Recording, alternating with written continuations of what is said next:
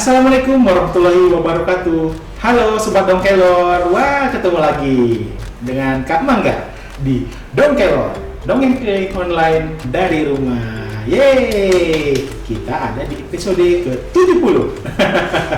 Ya, betul. Seperti biasa, ada dua kakak pendongeng dari tim dongeng keliling Dinas Perpustakaan Kota Makassar yang akan bercerita nih. Oke, sudah siap mendengarkan cerita mereka? Kakak Mangga panggil ya pendongeng pertama. Ada Uncle James. Selamat menyaksikan. Halo adik-adik, bertemu lagi dengan Uncle James pada hari ini dalam program Dongkelor, dongeng keliling online dari rumah, persembahan dari Dinas Perpustakaan Kota Makassar. Adik-adik, bagaimana kabarnya? Uncle James berharap adik-adik yang ada di rumah dalam keadaan baik dan sehat dan siap mendengarkan cerita Uncle James pada hari ini. Nah, adik-adik, hari ini Uncle James ingin membacakan sebuah cerita dari buku digital yang berjudul Mari Berjabat Tangan. Buku ini ditulis oleh Phong Trong dan diilustrasi oleh Tran Trung Tang. Dan buku ini pun diterbitkan oleh Kingdom Publishing House. Adik-adik, buku ini berasal dari sebuah negara yang bernama Vietnam. Bagaimana kisah dalam cerita ini? Mari bersama-sama ikuti cerita Uncle James berikut ini. Adik-adik, coba kita lihat, adakah yang bisa menebak gambar apakah ini? Ya, dua hewan ini seringkali bermusuhan. Miau, miau. Itu adalah suara kucing. Dan yang satu, kuku, kuku. Itu adalah suara anjing. Adik-adik tahu bahwa mereka tidak pernah berteman. Tapi bagaimanakah kisah dalam cerita ini? Aku lebih kuat darimu, kata anjing. Tidak, akulah yang lebih kuat darimu, kata kucing. Kucing membawa anjing ke jembatan. Kira-kira mereka mau ngapain ya? Wah, bisakah kamu manjat pohon palem ini? Kata kucing. Kira-kira bisa tidak ya? Anjing menggelengkan kepalanya, menandakan kalau dia tidak bisa memanjat seperti kucing. Kamu tahu, aku tak bisa memanjat. Ternyata anjing memang tidak bisa memanjat, adik-adik. Bisakah kamu berkelahi? Tanya kucing. Jangan, kamu terlalu kecil untuk berkelahi, kata anjing. Aku bisa berkelahi dan kamu bisa memanjat. Kita berdua kuat, mari berjabat tangan. Nah adik-adik, demikianlah cerita Uncle James pada hari ini. Uncle James berharap semoga adik-adik senang dengan cerita pada hari ini dan memiliki banyak sahabat seperti cerita Uncle James yang baru saja Uncle James ceritakan. Sampai jumpa di lain kesempatan bersama dengan Uncle James dengan cerita yang lainnya. Dadah. Nah, begitu teman-teman ceritanya. Ternyata perbedaan tidak menghalangi kita untuk berteman ya.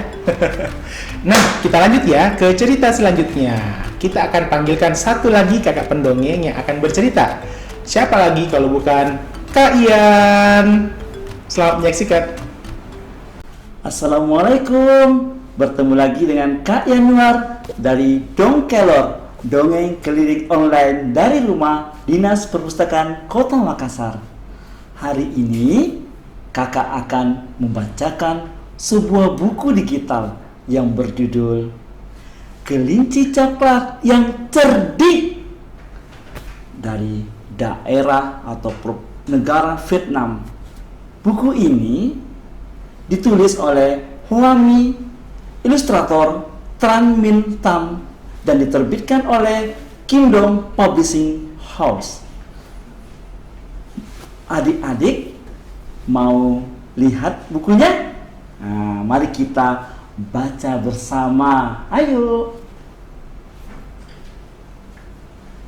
Di hutan hijau, semua penghuni hidup rukun dan damai satu sama lain. Tiba-tiba, pada suatu hari, Raja Harimau dari hutan tua mengutus bawahannya ke hutan hijau untuk mengaum dan berteriak dengan angkuh dan mengancam.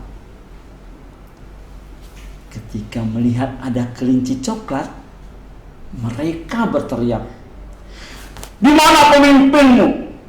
Katakan padanya untuk hadir sekarang juga. Raja Harimau memberikan titah untuk kalian." "Ketua kami sedang pergi sekarang," kelinci coklat menjawab. Para bawahan memberikan kumis Raja Harimau kepada kelinci coklat dan berkata, "Berikan ini kepada pemimpin hutan hijau kalian. Katakan padanya untuk menyajikan makhluk gemuk yang empuk berisi setiap hari sebagai penghormatan kepada raja kami.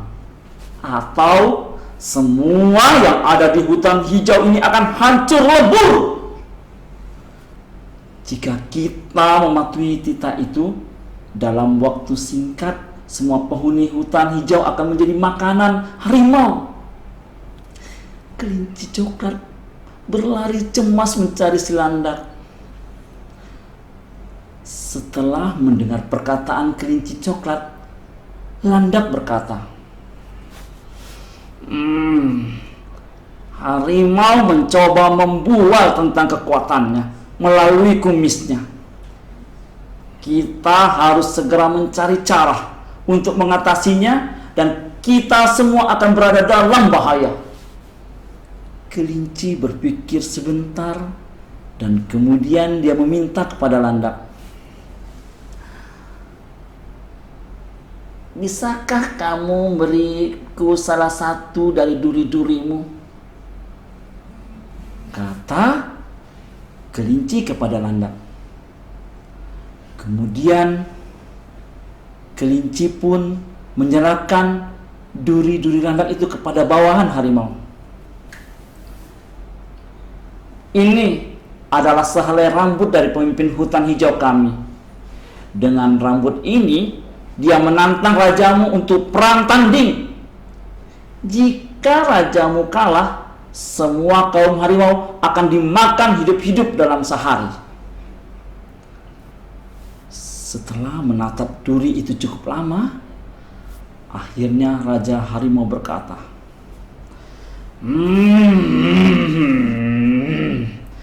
"Pemimpin hutan hijau pastilah sangat besar dan kejam, karena memiliki rambut yang besar, keras, tajam ini.